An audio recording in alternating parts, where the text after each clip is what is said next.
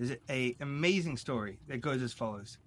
That the Ohr Hachaim had the minhag that Erev Shabbos, he'd get fresh meat for the poor Torah scholars of his community.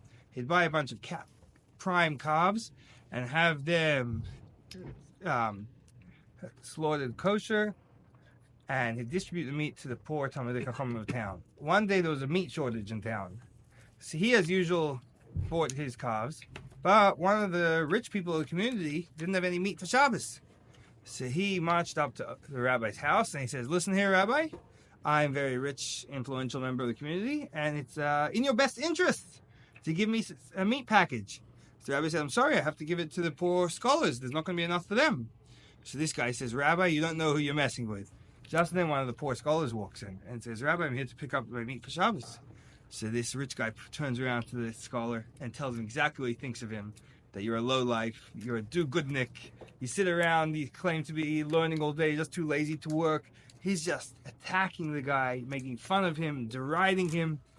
And the Talmid Chacham was so embarrassed, he walked off without taking up his package. The Ohr Hachaim stood there, he didn't want to get involved in this mess. And he just, he didn't butt in at all. Soon the Ohr Hachaim was informed from heaven that because he stood by and allowed this man, this innocent Talmid Chacham, to be so embarrassed, he was going to be punished. You know what it means to be publicly embarrassed? You know what it means to be embarrassed? Imagine that, being embarrassed in front of the rabbi of the whole community, and no one stands up for you. I don't know if you guys, anyone ever made fun of you? I hope not. But if someone did, if someone stands up for you, you feel like, wow, someone's got my back. If no one does, you're like, it feels as if, almost as if everyone's making fun of you. You know what I'm saying? So, the Ohr Hachaim, he went into Golus. He decided that he's going to atone for this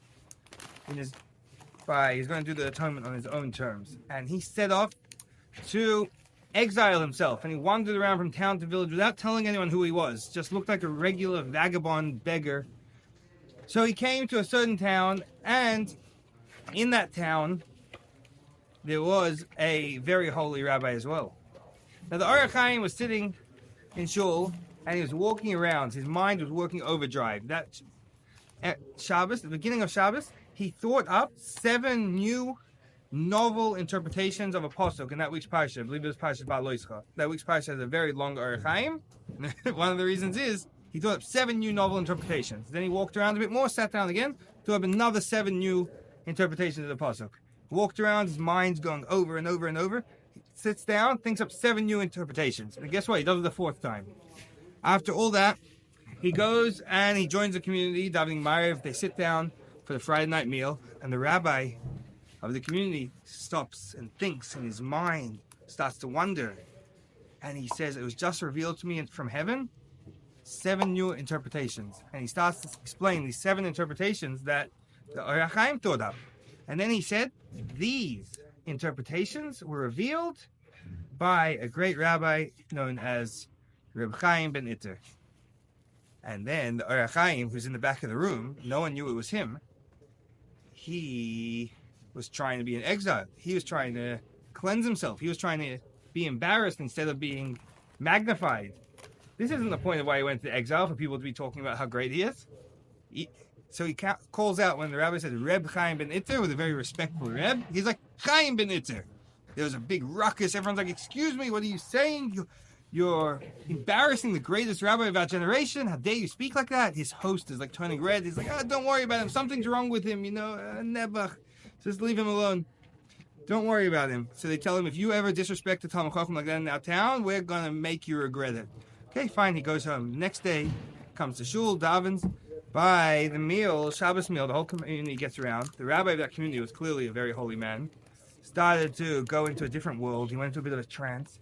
And then he said, it was just revealed to me in heaven, 7 new interpretations on the pasuk. And he explained the next 7 interpretations that Ohr Hachaim thought up. And after saying that, he said, these were revealed by a holy rabbi named Reb Chaim ben Itter. And then in the back, the Ohr Hachaim goes, Chaim ben Itter. No Reb, just like regular Chaim, regular Joe. And everyone's like, excuse me, the place is like, this guy has an issue. This guy's asking for it, He's making problems. But they're like, okay, you better just stop this. This is your last warning. If you do this again, you're in big trouble. Comes later in the day after Mincha, they sit down for Shalosh Shudas, the 3rd meal of Shabbos, and the rabbi goes into a trance. he explains another 7 meanings of the pasuk. He says these were revealed by Ohr Hachaim ben Itter. And the Ohr Hachaim, guess what? In the back, he's like Chaim ben Itter, regular Joe Schmo Chaim. So now the people are like, we gotta give this guy what he deserves. We need to teach him a lesson. But people, the more cooler heads are like, something must be, I don't know, he just doesn't get the point. He must be a bit slow. But let's give him one last chance. You better from now on be respectful. So then it comes after Shabbos, the Daven Mariv, they sit down for Malav Malka, the meal after Shabbos, and the rabbi for the final time goes into the trance. And he reveals a new 7 meanings of the pasuk that were revealed to him in heaven. So these meanings, these interpretations were revealed by the holy Rabbi Ohr Hachaim ben Itter. And the Ohr Hachaim, guess what he does? Chaim ben Itter. This time they're fed up with him. That's it. You are a troublemaker. You're asking for it. We don't want someone like you making trouble in our town. They take him to the local community lockup, and they lock him in a cell. I don't think they had a proper, exactly, police or jail back then, but they had a community lockup for someone who's out of control. And they're like, we're going to decide what to do with you later. Fine.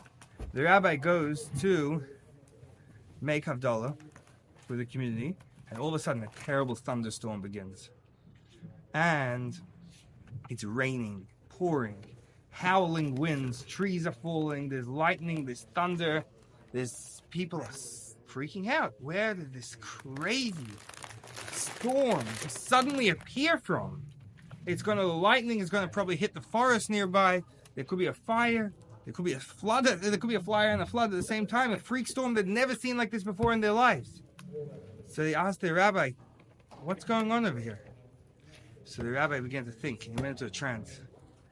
And he was a very holy rabbi. He went heavenwards. And he came back down. And he said, not physically went heavenwards, his mind drifted heavenwards. And he said, it's been revealed to me that every Shabbos in heaven, the gates of Gehenna are locked for Shabbos, and no one gets punished over Shabbos. After Shabbos, they need to open it up, and all the souls that their sins in this world should be rectified by going through Gehenna, they don't have anywhere to go, and all the spiritual forces that are supposed to be punishing them have nothing to do. It's locked, and they're all locked out. Every Motzei Shabbos it's opened, but now they're locked out because every Motzei Shabbos, when the tzaddik of the generation makes Havdalah and says goodbye to Shabbos, that's when Shabbos ends in heaven. But now Shabbos is keeping on going because something is stopping the tzaddik of this generation from making Havdalah. So these forces, which have nowhere to go, are now being unleashed on our town. He sits down and tries to think, why on our town is receiving the punishment? Because of the tzaddik of the generation, whoever he is, wherever he is, can't make Havdalah. Then he realizes there's one man in this town who hasn't heard Havdalah. He's the stranger we locked up. They go, they let the Ohr Hachaim out, he makes Havdalah, and then the storm stops, and they realize who he was. It's an unbelievable story. It's a story that shows us that the tzaddik of the generation isn't just a position. It's not like a president. It's not just a teacher. It's not just a guide. It's someone who all the spiritual worlds are waiting on him, are dependent on him. It's someone who has so much responsibility and so much ability. That's what it means to be a tzaddik of the generation. So what do we see from the